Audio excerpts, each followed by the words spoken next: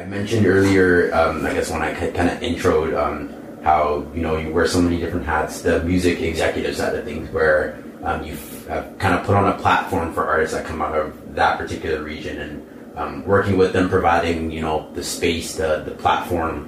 What can you speak to that? Why did you find that an important thing that you wanted to do in the kind of your early beginnings? I think it was one of those things where I was trying to plan for the future a little too much. I've, you know, as much as I do enjoy making music and I do enjoy performing, there's always been a bit of a disconnect where I don't look at myself as front of the stage or front of the camera, or I really do enjoy the back end work a lot more. And so that was just kind of, okay, if I can get a little bit of experience doing this and kind of trying my hand at managing production for artists and maybe moving into managing their actual bookings and stuff like that, I'm setting myself up for when I get to 30, 35 and I don't want to make music anymore for myself, and I can go sit behind a desk and I can do these kind of things. Right. Look at guys like Buck and guys from around the city that are doing those kind of things on a much larger level. It's like those are the chairs that I wanted to sit in. Right. And at the same time, it's weird because it almost made me fall out of love with it a little bit, and the whole process, because once you start, you know, you put too many hats on and one of them's going to fall off. Yeah. You know? And yeah, basically once you start intermingling the idea of trying to run things as a business and making moves to make money and making moves to advance yourself, it stops being about the creative side of things. And I think that's part of the reason that I ran into a lot of the mental blocks that I ran into over the last year for my own personal music is my head just wasn't in that space. And it was really hard to drag it back from having to drive the boat to just being able to sit in it and kind of look at the water and figure out, you know, what do I want to say right now? I found I didn't really have anything else to say. And that's the thing, especially because I've been finding that life experience is one thing that creatives find themselves. When you're so immersed in your work, you tend to forget that you kind of have to live life to have something to talk about on the other side of things. For example, like, you know, artists will take, for example, like Kendrick Lamar, he'll take a cool 3-4 years of not making music because you know that when he actually does come back with something, it's something that he has, or it's worth listening to, if that makes sense. Like it's something, an experience that you might want to listen to. Other artists, you know, will drop an album or a mixtape every 6 months, and it's the same money, cash flows. That's all it is, right? Like it's the same topics, themes, conversations over and over again. And although it definitely has its demographic, you can question its timelessness and its like how long it kind of spans and what's the word I'm looking for? The test of time. Exactly. Thank you. But yeah, I don't know. I find that's always a kind of a catch-22. It's hard, right? Because especially in this culture now where it's like, if you're not constantly putting your face in front of people, especially on the local level, like it's different once you get to the upper of the game and you've got budgets behind you and you've got labels and the A&Rs, blah, blah, blah. But when you're down here, and it's like, sometimes it's like, not everyone has investors. Sometimes you're putting your own money into yourself, and some people don't even have the budget to actually have marketing plans. They're literally just sending Instagram DMs to people going, hey, please check out my music. You know what I mean? That's as far as they can go. Yeah. And if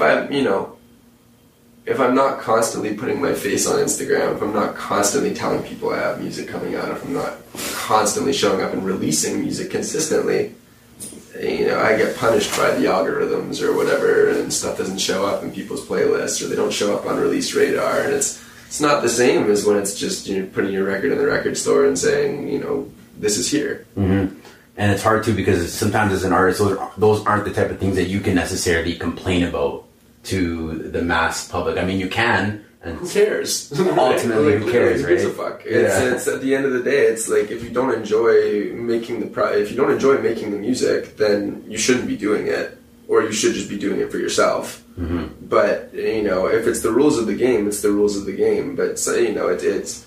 I have a cousin that lives in Montreal still, and he's a saxophone player, flute player. Yeah, and he's so content to just play music and just go places, and it's like, whenever I get paid for it, I get paid for it. And that's where I'm kind of trying to work myself back to, because it's like, once you start getting lost in the numbers and start worrying about who's listening, it's like, Bro, some of these people might just play it for 30 seconds and go, I don't care. I still got the stream, but you didn't actually listen to what I had to say. Right. So why am I going to be focused on that? It doesn't matter. It's all, you can buy the shit. You can go pay $50 and get your song put into a playlist where you're going to get 100,000 fake streams, and then Spotify's going to take your song down because they don't want to pay you the money because it's not real. Exactly.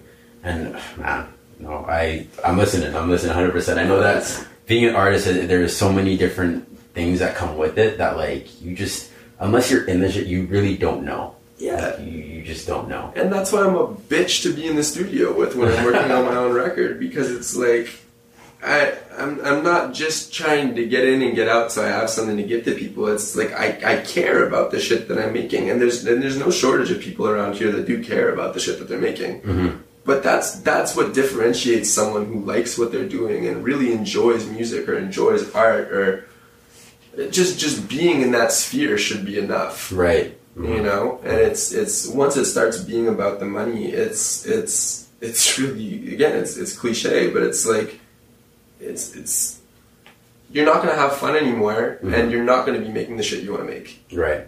Right. You're ultimately losing. It's the question as to why did you originally start doing this? And, when you ask yourself that question and you really mean it when you answer yourself back, it's ultimately, it tells you a lot in terms of, why you're still in it, why you're and what you're doing. You know what I mean? Do you find yourself stepping back from that quote unquote executive role now? Oh, yeah. I'm moving away from that kind of, I'm still doing a handful of production, and we still have a lot of records that we've done over the last year that are going to come out. But I need, for myself, I need to be in a position where I can be a creative, to be able to even be able to give valid input to other people if they're going to come and sit with me and work on a song. Because if I'm not feeling it, it's going to come out in the session. And I've seen myself become an active engineer and kind of regress into a transactional engineer, where you sit there and it's just like, yeah, what do you want? You like how it sounds? Cool. Yeah, that's great. You know what I mean? And that's not fun. That's not what I'm here to do. And it sucks when you take that step back and you realize that that's kind of what you've devolved into. But having taken that step back now and being able to just be comfortable writing and being vulnerable again and saying things that I actually feel like saying, and it's not to play up an image that I feel like I'm supposed to have. Right. I'm writing some of the best stuff that I've written again, and I'm really excited about some of the music that I'm putting together for the first time, and probably, I can't tell you, honestly. As well, thanks to Proper Dirty for hosting us today in the showroom here. Definitely go check out their clothing, properdirty.ca. If not, the website, of course, is going to be right here. You can go and check it out. We've got some new dope things that we're hearing coming out of them this year, especially a lot of cool, exciting drops. So make sure you check that out as well.